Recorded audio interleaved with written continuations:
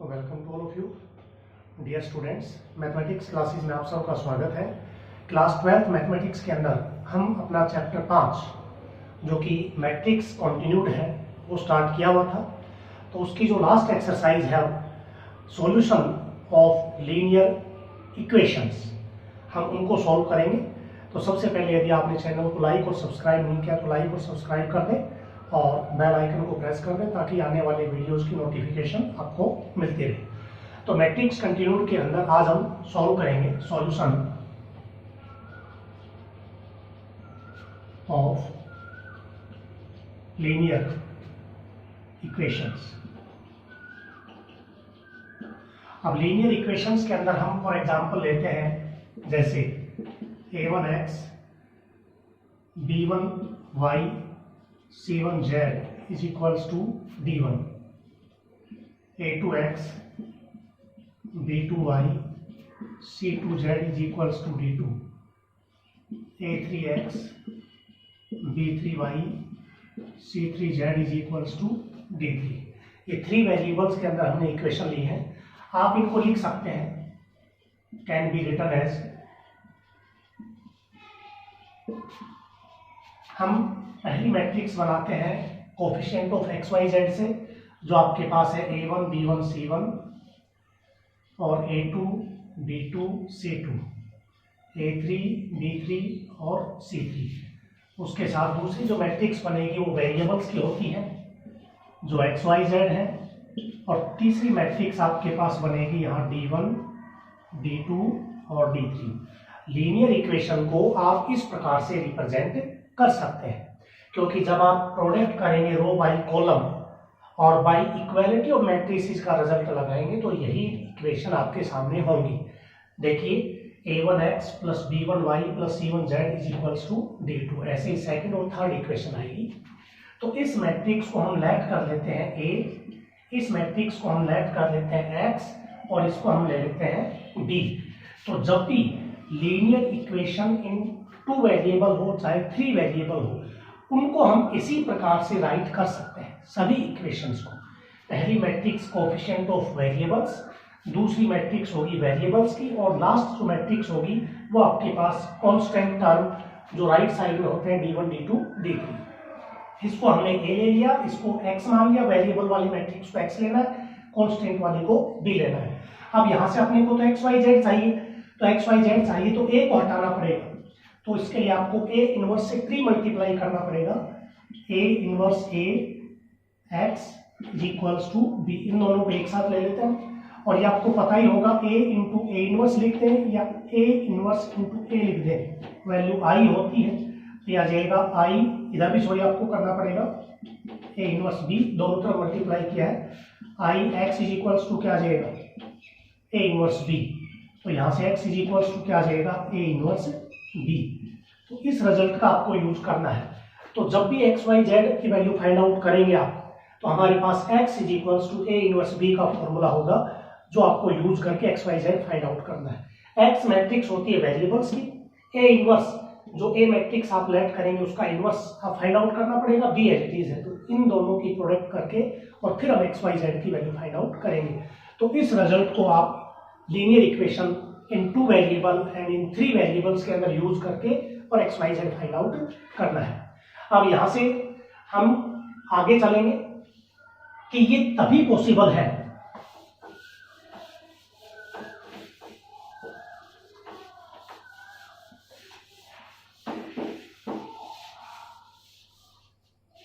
x is equals to a inverse b, ये result आपने निकाला। अब a इनवर्स के लिए क्या होता था, a inverse is exist, a inverse is exist if determinant of a not equals to 0।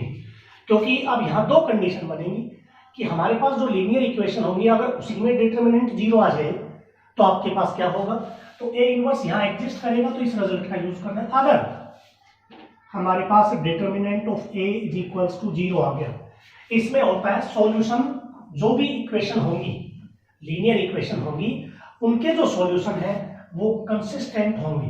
Consistent का मतलब आपने 10th क्लास में 3 प्रकार के सॉल्यूशन किए थे। नंबर 1 यूनिक, नंबर 2 मैनी और नो सॉल्यूशन। ये सॉल्यूशन आपने किए थे। तो आपने यूनिक और मैनी के लिए, यूनिक और मैनी सॉल्यूशन जो होता था वो कंसिस्टेंट होता था और नो सॉल्यूशन होता था इनकंसिस्टेंट। ठीक है, तो यहां पर क्या आ जाएगा, equation has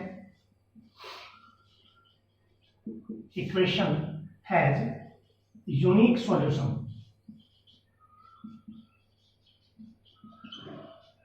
equation has unique solution and consistent,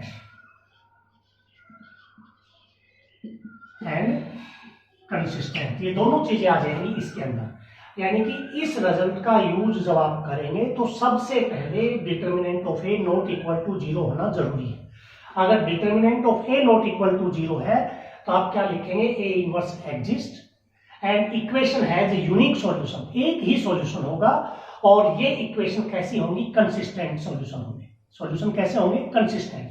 लेकिन यूनिक के अलावा कंसिस्टेंट मैनी में भी होता था, दोनों में होता है कंसिस्टेंट। तो नो सॉल्यूशन सिर्फ इनकंसिस्टेंट होता था। तो यहां पर आप क्या करेंगे, इसमें जो सेकंड रिजल्ट है अपना, determinant of A equals to 0, that is A inverse does not exist.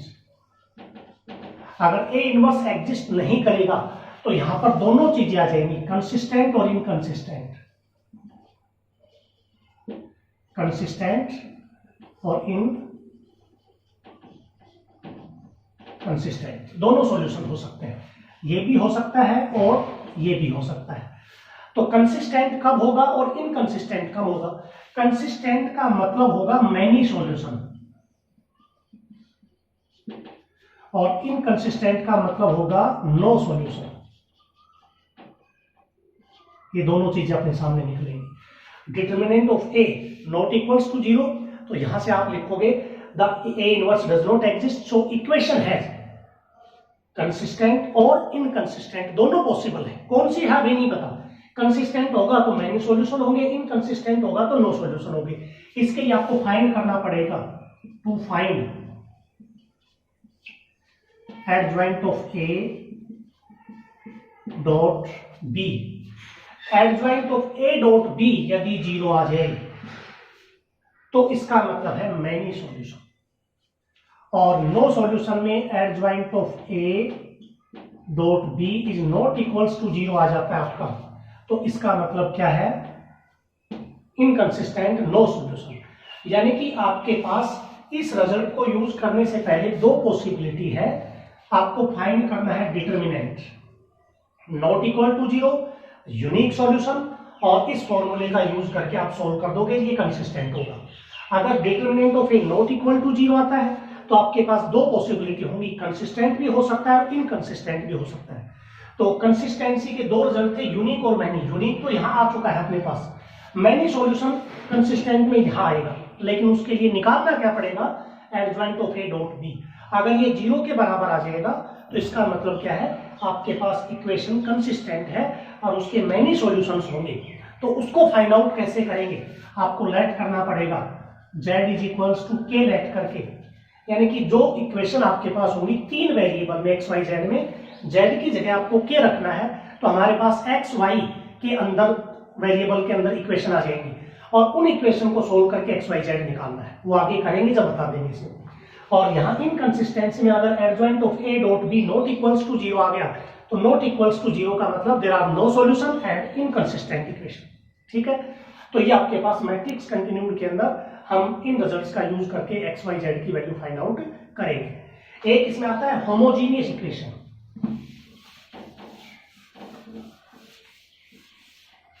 Homogeneous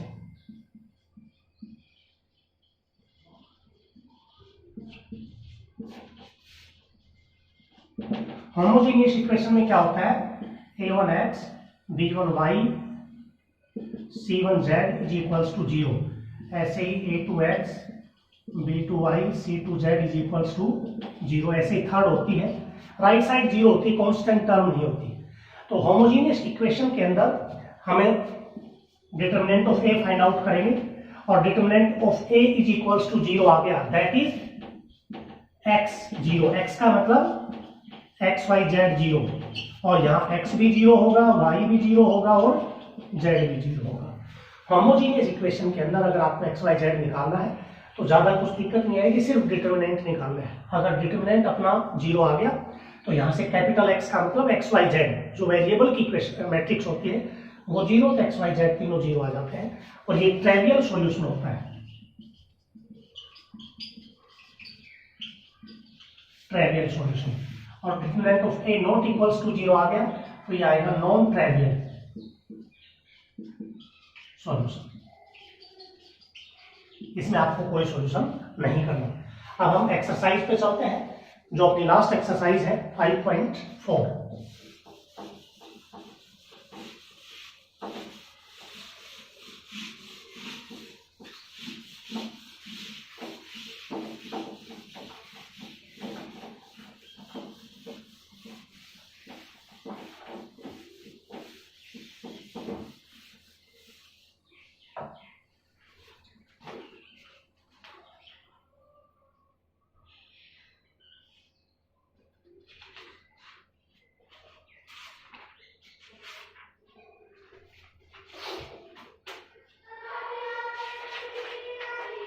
exercise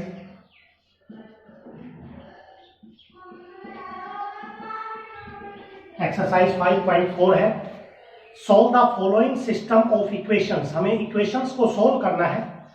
तो आपके पास गिवन है, फर्स्ट क्वेश्चन का एक पार्ट में लेता हूं। Given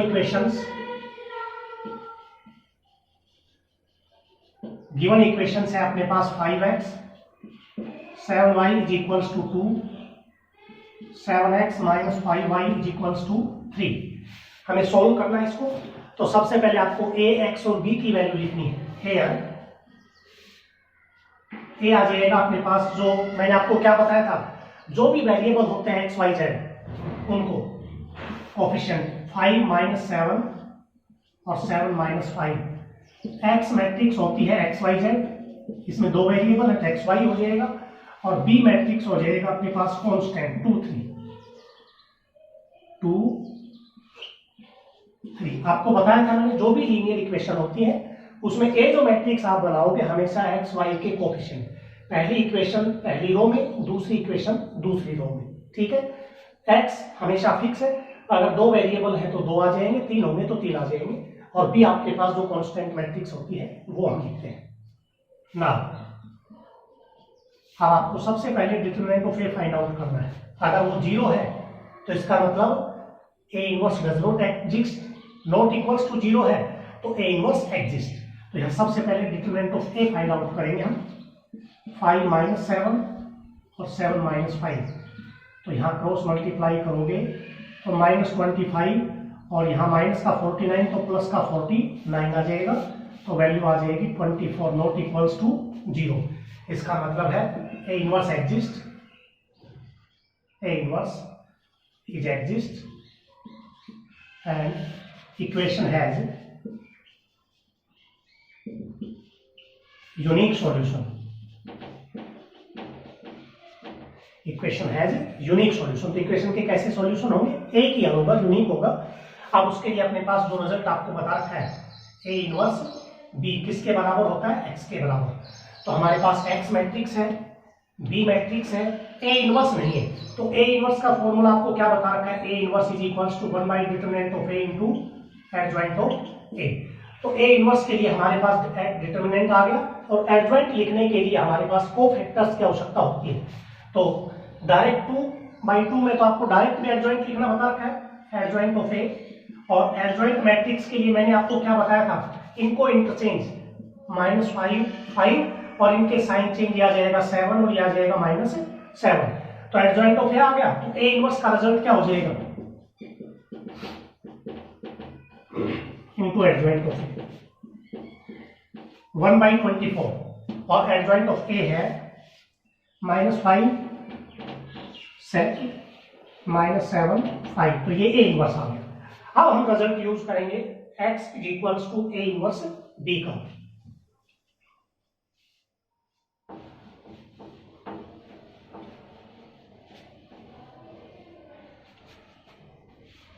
using x is equals to A inverse B. तो x की वैल्यू फिक्स है, ए इनवर्स 1/24 -5 7 और -7 5, और b की वैल्यू भी फिक्स है 2 3। तो यहां से 1/24 एज इट इज। प्रोडक्ट करेंगे रो बाई कॉलम, माइनस के 10 7 3 21। सेकंड रो लेंगे 14 माइनस का प्लस का 15, तो यहां से आ जाएगा 1/24 21 और माइनस के 10, तो आ जाएगा -11 प्लस 11, और यहां आ जाएगा अपने पास 15 में से 14 कम करेंगे तो क्या आएगा 1 आ जाएगा। तो अपने पास वैल्यू आ जाएगी x और y की, ये मैट्रिक्स x y के इक्वल है। तो यहां से x इज इक्वल्स टू क्या आ जाएगा 11/24 और y इज इक्वल्स टू 1/24। इन क्वेश्चंस को आप इजीली चेक कर सकते हो कैसे, x और y की जो वैल्यू आई है वो जो इक्वेशन दी हुई होती है उसमें रख के देख लेना, अगर दोनों सेटिस्फाई हो जाती हैं तो इसका मतलब आपकी वैल्यू ठीक है, और अगर कहीं गलत होता है तो इसका मतलब आपने मिस्टेक की है उसमें। अब हम नेक्स्ट क्वेश्चन लेते हैं अपने पास।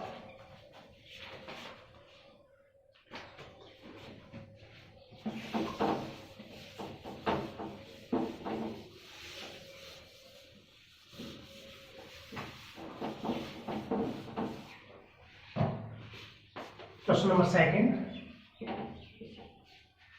सेकंड के अंदर आपको ये बताना है कि कौन से कंसिस्टेंट है कौन से इनकंसिस्टेंट है। Solve them. अगर जो कंसिस्टेंट है उनको सोल्व करना है, इनकंसिस्टेंट को सोल्व नहीं करना। सेकंड का मैं एक पार्ट लेता हूं इसमें। फर्स्ट ही है मान लो 2x 3y is equals to 15, 3x plus 2y is equals to 2, ये इक्वेशन है। तो यहां से ए मैट्रिक्स तो क्या आ जाएगी x और y के कोफिशिएंट से बनी हुई, तो पहली रो हो जाएगी 2 3 और ये आ जाएगा 3 2। x मैट्रिक्स आ जाएगी xy से और b मैट्रिक्स आ जाएगी अपने पास 5 2 से। अब हम डिटरमिनेंट फाइंड आउट करते हैं, डिटरमिनेंट ऑफ ए। तो ये आ जाएगा अपने पास 2 3 3 2, तो ये आएगा 4 -9 -5 नॉट इक्वल्स टू 0। तो यहां से इक्वेशन कैसी होगी inconsistent, that is A inverse is exist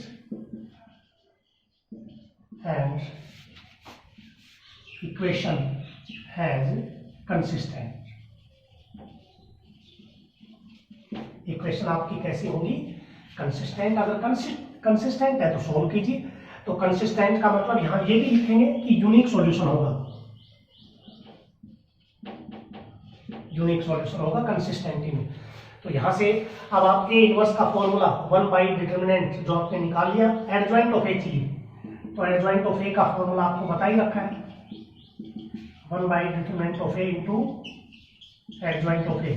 तो 1 बाई डिटरमिनेंट कितना था -5, और एडजॉइंट मैट्रिक्स मैंने आपको बताई रखी है कैसे लिखेंगे adjoint.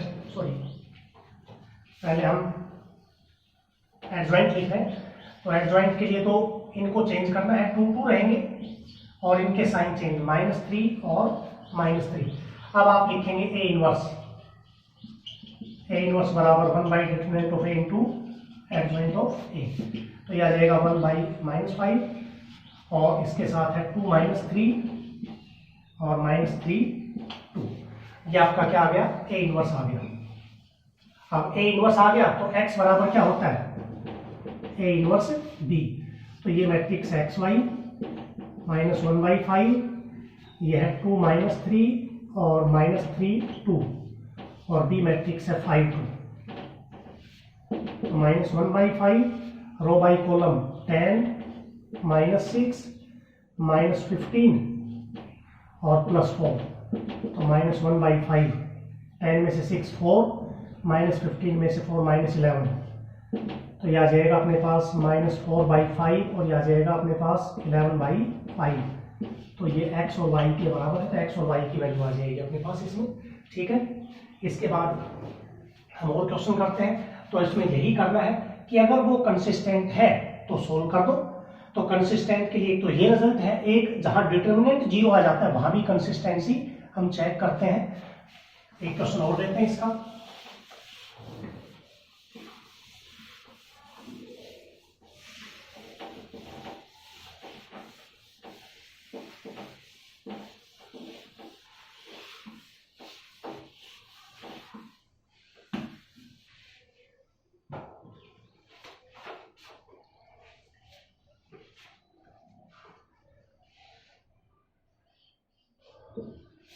Equation has 3x minus 2y is equals to 5, 6x minus 4y is equals to 2। इसको भी ऐसे ही सॉल्व करना है। Here A मैट्रिक्स आ जाएगी 3 minus 2, 6 minus 4, X मैट्रिक्स आ जाएगी x और y, और B मैट्रिक्स आ जाएगी 5, 2। सबसे पहला काम इनमें यही होता है डिटरमिनेंट फाइंड आउट करना, क्योंकि डिटरमिनेंट पे डिपेंड करेगा कि हमारे पास रिजल्ट x बराबर a इनवर्स b लगेगा या दूसरी जो कंडीशन आपको बताई थी उसको हम सॉल्व करेंगे। तो यहां से डिटरमिनेंट निकालोगे आप 3 minus 2, 6 minus 4, तो यहां जाएगा अपने पास -12, नीचे से ऊपर माइनस के बाद -12 तो +12, ये आ गया इक्वल्स टू 0। इसका मतलब है A inverse does not exist,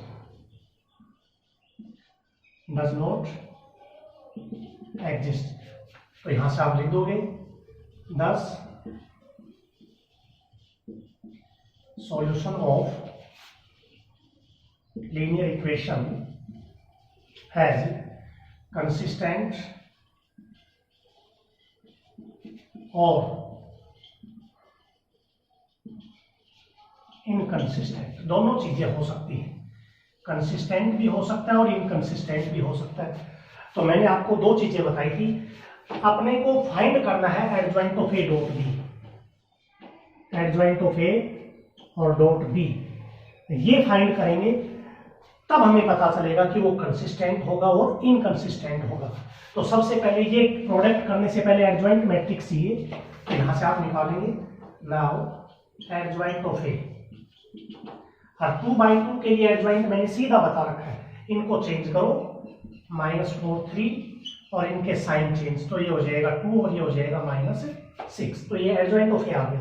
अब अपने को ये फाइंड आउट करना पड़ेगा adjoint of A dot B. Adjoint of A dot B, तो एडजॉइंट ऑफ ए है अपने पास -4, 2 -6, 3 और डी मैट्रिक्स है 5, 2। तो प्रोडक्ट रो बाई कॉलम, तो यहां से आ जाएगा -20 +4 -30 +6। तो adjoint of A dot B is equals to -16 और यह आ जाएगा -24, that is not equals to 0। और 0 नहीं है तो क्या हो जाएगा, इक्वेशन हैज इनकंसिस्टेंट। तो यहां से लिख देंगे 10 equation has inconsistent and no solution, no solution, कोई सॉल्यूशन इनके नहीं होंगे। यानी कि जब भी डिटरमिनेंट 0 आता है तो दो पॉसिबिलिटी निकल के सामने आएंगी कि या तो वो कंसिस्टेंट होगी या वो इनकंसिस्टेंट होगी। तो उसका पता कब चलेगा, जब adjoint of A dot B निकालोगे। तो adjoint of A dot B अगर आपने फाइंड आउट कर लिया और अगर वो नॉट इक्वल टू 0 है तो इक्वेशन इनकंसिस्टेंट है, और इनकंसिस्टेंट का मतलब कोई सॉल्यूशन नहीं है। और अगर ये 0 आ जाता, अगर आपके पास डिटरमिनेंट 0 आ जाता तो इक्वेशन आपकी कैसी होती, कंसिस्टेंट एंड मेनी सॉल्यूशन। तो उसके लिए विकल्प क्या होता, हम लेट करते इसमें, जैसे दो वेरिएबल है तो y बराबर k मान लेते हैं। तो y की वैल्यू के किसी एक इक्वेशन में रख देते और x की वैल्यू निकाल लेते हैं। तो यहाँ से 3x माइनस का 2k इज इक्वल्स टू 5 और 3x is equals to 5 plus 2k, तो x is equals to 5 plus 2k by 3। तो इस प्रकार से आपको 2 वेरिएबल के अंदर सोल्व करना है। अगर ये 0 आ जाए तो इसका मतलब कंसिस्टेंट और मैनी सॉल्यूशन। तो उसको आगे सोल्व कैसे करेंगे, किसी एक वेरिएबल को, चाहे x को ले लो चाहे y को, एक को आप k लेट करेंगे और k लेट करके दोनों में से किसी एक इक्वेशन में रख देना y की वैल्यू, तो x की वैल्यू आ जाएगी, वही x और y की वैल्यू होगी। तो वहां से मैनी सॉल्यूशन हो जाएंगे, क्योंकि k पे डिपेंड करेगा, k जो होगा उसके आधार पर आपको x मिलता रहेगा। ठीक है, तो ये आपके पास पहला और दूसरा क्वेश्चन था जिसमें आपको कंसिस्टेंसी और इनकंसिस्टेंसी के बारे में करना था।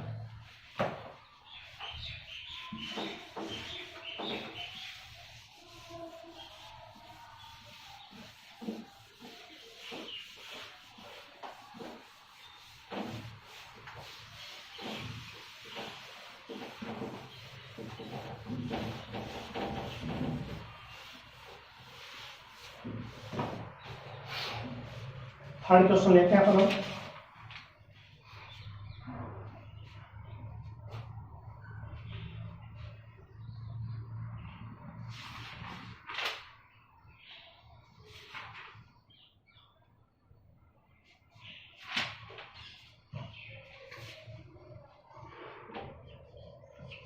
क्वेश्चन नंबर 3,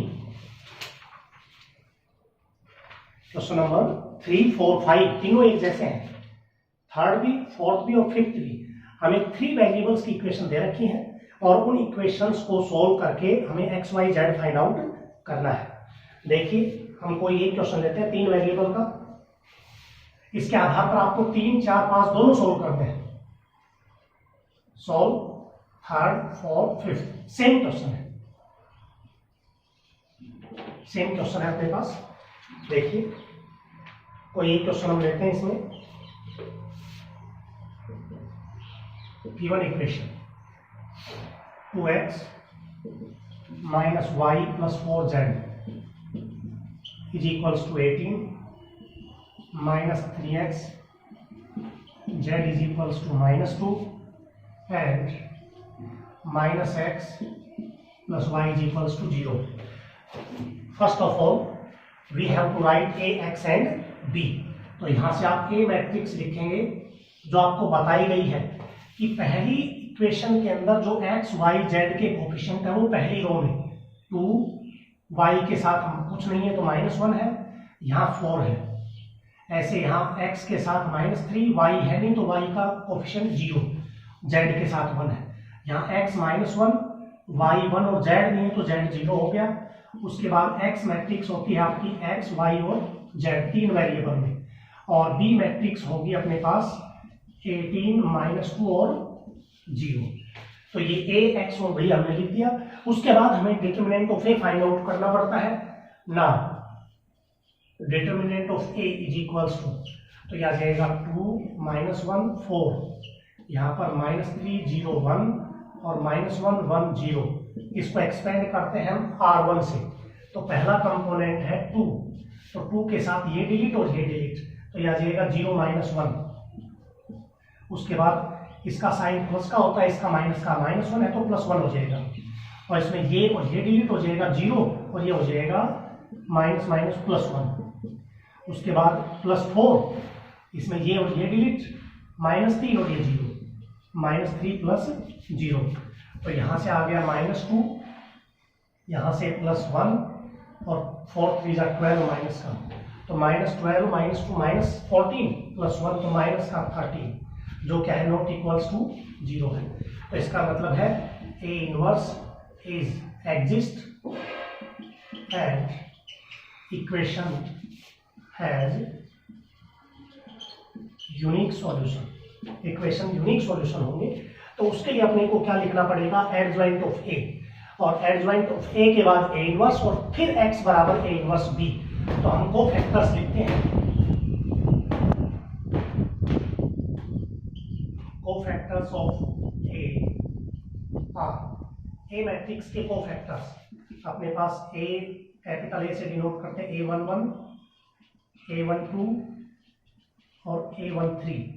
ऐसे ही A21, A22 और A23, A31, A32 और A33। तो इनके साइन, ये प्लस का, ये माइनस, ये प्लस, ये माइनस, ये प्लस, ये माइनस, ये प्लस, ये माइनस। तो यहां से अब देखिए, ये अपने पास -1 आया था, यहां पर आपके पास को फैक्टर क्या था इसका, ये और ये डिलीट हो गया था, -3 ना 0, और ये हो जाएगा +1, 1, तो ये हो जाएगा -1। इसका को फैक्टर था 0, -3 और ये +0, तो -3 आ गया था इसका।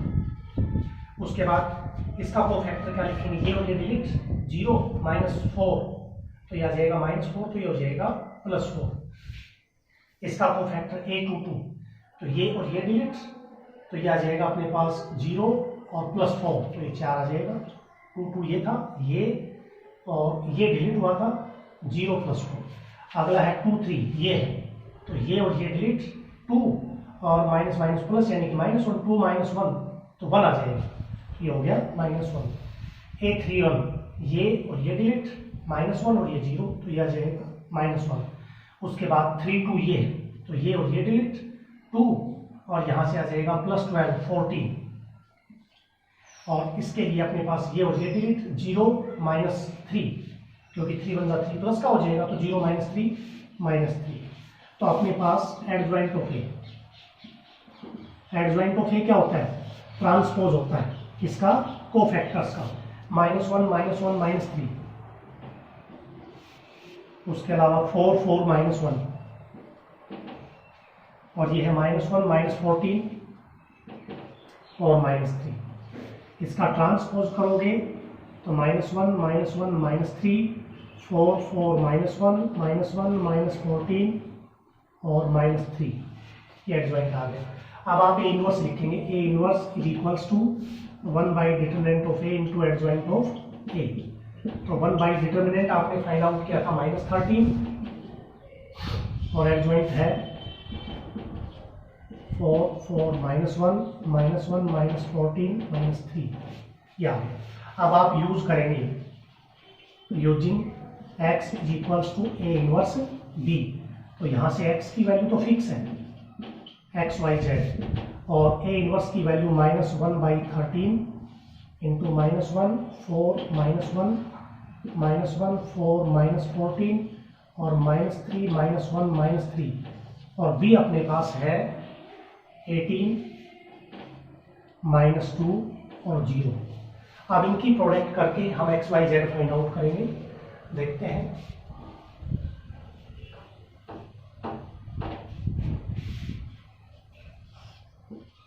x y z is equals to -1/13, product करेंगे रो बाई कॉलम, माइनस का 18, 4 2 8, और ये आ जाएगा 0। उसके बाद सेकंड रो लेंगे तो -18, 4 2 8, और ये आ जाएगा 0। फिर ये लेंगे 18 24, -+2, और ये आ जाएगा 0। तो ये आ गया आपके पास -1/13, तो 18 और 8 26, ठीक है। ये भी -26, और ये आ जाएगा -52। तो यहाँ डिवाइड करोगे तो माइनस माइनस तो प्लस, 13 दूनी 26, 2 और 13 चौकी 52। तो ये आपके पास किसकी वैल्यू आ जाएगी, x y z। तो ये मैट्रिक्स और ये बराबर है, तो बाई इक्वालिटी ऑफ मैट्रिसेस, तो यहाँ से आ जाएगा x = 2, y 2 और z = 4। ये आपका सॉल्यूशन है x y z का। चेक करना हो तो यहाँ रख के देखो, x की वैल्यू 2, तो ये 4 आ गया, x की वैल्यू -2, और यहाँ 4 चौक 16, 16 और 20 में से 2 कम करोगे 18। ऐसे ही तीनों इक्वेशन में अगर ये सेटिस्फाई हो जाता है तो इसका मतलब आपका क्वेश्चन ठीक है। तो आपके पास 3 4 5 सारे क्वेश्चन सेम है, सभी में ऐसे ही a लिखना है, bx डिटरमिनेंट ऑफ a निकालो, और उसके बाद एडजॉइंट ऑफ a इनवर्स, और उसके बाद x = a इनवर्स b का यूज करो और x y z find out कर दो। तो तो थर्ड, फोर्थ और फिफ्थ ये चारों क्वेश्चन 3 वेरिएबल्स की इक्वेशन के हैं। सभी क्वेश्चन एक जैसे हैं जो आपको करने हैं। अब एक क्वेश्चन 6 का और करते हैं अपन।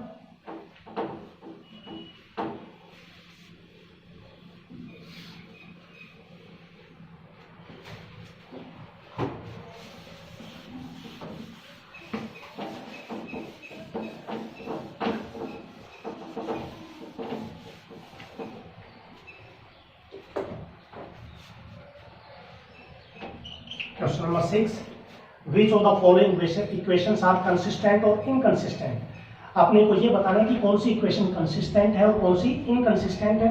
इफ कंसिस्टेंट सोल्व दैट, क्योंकि इनकंसिस्टेंट में तो सोल्व होता ही नहीं, अगर कंसिस्टेंट है तो सोल्व करनी है। तो 6 का सेकंड पार्ट ले रहा हूं। गिवन इक्वेशन, इक्वेशन है अपने पास x minus y plus z is equals to 3, 2x plus y minus z is equals to 2, minus x minus 2y plus 2z is equals to 1। अब यहाँ सबसे पहले आप ए लिखेंगे, ए मैट्रिक्स जो है 1 माइनस 1 और 1, ये है 2 1 माइनस 1 माइनस 1 माइनस 2 और 2, और एक्स मैट्रिक्स आ जाएगी एक्स वाई जेड, और बी मैट्रिक्स है अपनी 3 2 1।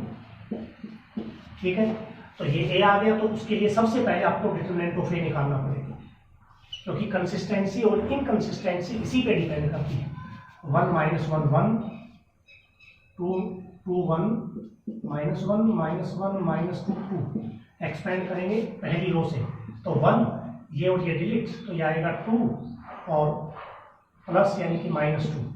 अगला है माइनस का, तो ये प्लस 1 हो जाएगा, तो ये और ये डिलीट 4, और यहाँ से आ जाएगा अपने पास माइनस 1 प्लस 1 हो जाएगा।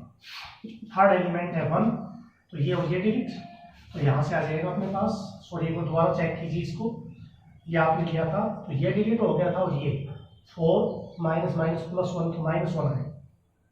ठीक, अब 1 लेंगे तो ये डिलीट, तो माइनस 4 और यहाँ आ जाएगा प्लस 1, तो ये हो गया 0, ये हो गया 3 और ये हो गया माइनस 3 इज इक्वल्स टू 0। सो यहाँ से आप लिखोगे ए inverse does not exist, exist नहीं करेगा तो आप लिख देंगे देन या thus the equation has consistent or inconsistent. तो सबसे पहले अपने को एडजॉइंट ऑफ ए लिखना है। तो एडजॉइंट मैट्रिक्स लिखने के लिए अपने पास कोफैक्टर्स चाहिए, कोफैक्टर्स ऑफ ए आर, ए के कोफैक्टर्स। एक दूसरा मेथड भी बताया था आपको डायरेक्ट एडजॉइंट लिखने का, लेकिन कोफैक्टर्स से करोगे तो A11 A12 और A13, A21 A22 और A23, A31 A33 और A32 और A33। ठीक है, ये प्लस ये माइनस, ये प्लस माइनस प्लस माइनस और ये माइनस हो जाएगा। अब देखिए इसका तो 0 था अपने पास, ये और ये डिलीट हो गया था, 2 माइनस 2 ये 0 था। इसका अपने पास क्या आया था, ये और ये डिलीट, ये खत्म और ये खत्म था, तो 4 और माइनस 1 3, तो यहाँ से आ जाएगा अपने पास माइनस 3। ठीक है, उसके बाद अपने पास था ये और ये डिलीट, तो माइनस माइनस माइनस 4 और ये प्लस 1 तो माइनस 3, तो ये आ जाएगा अपने पास माइनस 3। A21 है ये, तो ये डिलीट और ये डिलीट, तो माइनस 2 और यहाँ से आ जाएगा प्लस 2 0, तो माइनस 0 यानी प्लस 0 तो दोबारा चेक कर लो। A21 और है ये है, तो ये कॉलम और ये डिलीट, तो माइनस का 2 और यहाँ से प्लस का 2 0। ठीक है, तो प्लस का 0 कर देंगे। अगला है 2 2 ये है, तो ये और ये डिलीट, तो 2 और यहाँ से प्लस 1 3 आ जाएगा। ठीक है, उसके बाद नेक्स्ट है 2 3 ये है, तो ये और ये डिलीट, तो माइनस का 2 और ये प्लस हो गया, तो -1 -2 -1 -3, तो ये हो जाएगा +3। 3 1 ये है तो ये हो जाएगा डिलीट, तो 1 माइनस माइनस प्लस और -1 ये भी 0 हो गया, ठीक है। उसके बाद है 3 2, 3 2 के अंदर आपको ये लेना है तो ये हो जाएगा डिलीट, -1 और -2 -3 तो ये हो जाएगा +3, 3 3 ये है तो ये हो जाएगा डिलीट, तो 1 और +2 3 ये आ गया आपके पास। तो यहां से आप एडजॉइंट मैट्रिक्स लिखोगे, एडजॉइंट ऑफ ए, तो एडजॉइंट होता है ट्रांसपोज। तो अगर ट्रांसपोज ना लो तो इनको रो की बजाय सीधा कॉलम में लिख दो, 0 -3 और -3। ध्यान रखना अगर ट्रांसपोज नहीं लिखते हो तो जो कोफैक्टर आपको रो में लिखने थे उनको किस में लिख दोगे, कॉलम में डायरेक्ट, 0 3 और 3, उसके बाद 0 3 3, ठीक है। अब आप फाइंड आउट करोगे now adjoint of A dot B, तो adjoint of A dot B आप करेंगे तो यह आ जाएगा अपने पास 0 0 0 -3 3 3 -3 3 3 और बी है 3 2 1। प्रोडक्ट करेंगे रो बाई कॉलम, तो ये तो आ जाएगा 0 + 0 + 0, उसके बाद -9 + 6 + 3, -9 + 6 + 3, तो यह आ जाएगा 0, ये भी 0 ये भी 0। तो यहाँ आपने दिखा दिया adjoint of A dot B is equals to 0। तो इसका मतलब क्या है, यहाँ आप लिखेंगे equation has consistent and many solution, many solutions. तो नॉट इक्वल टू 0 आ जाए तो ध्यान रखना सीधा लिख देंगे इनकंसिस्टेंट और नो सॉल्यूशन, आगे सोल्व नहीं होगा, लेकिन कंसिस्टेंट है तो सोल्व करना पड़ेगा। कैसे करेंगे देखिए,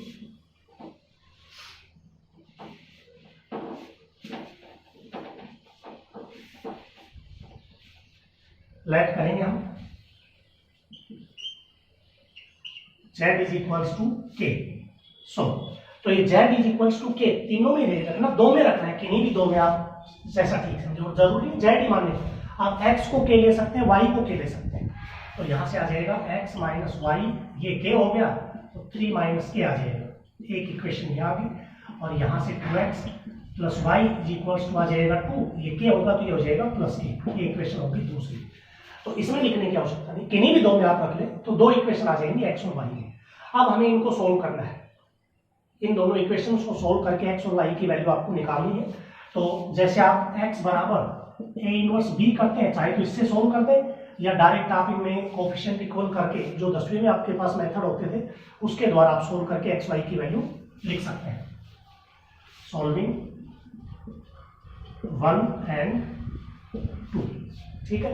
या सीधा करना चाहो इक्वेशन से तो ऐसे लिख दो, a इक्वल्स टू, हम यहाँ ले लेते हैं 1 - 1 और 2 1, और b इक्वल्स टू ना x equals to a dash ले लो, ये x हम ले चुके हैं, x डैश x y, और b आ जाएगा अपने पास b डैश 3 - k 2 + k, ये ले लो।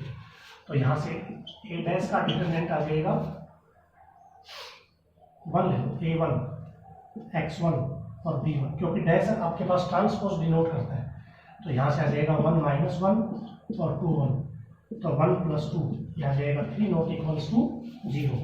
तो इसका एडजॉइंट ऑफ ए क्या आएगा, एडजॉइंट ऑफ a1। तो एडजॉइंट में इनको चेंज करते हैं इन दोनों को, और इनके साइन चेंज, ये हो जाएगा +1 और -2। तो a डैश का इनवर्स क्या आ जाएगा a1 का, तो 1 बाई डिटरमिनेंट, डिटरमिनेंट था 3 और एडजॉइंट है अपने पास 1 1 और -2 1, ठीक है। अब ये आ गया तो x बराबर x1 लिख देंगे, a1 इनवर्स इंटू b, तो a1 इनवर्स है 1/3, ये है 1 1 -2 1, और b मैट्रिक्स आप यहाँ रख दो 3 - k और 2 + k। अब इनकी प्रोडक्ट करके सॉल्व करो,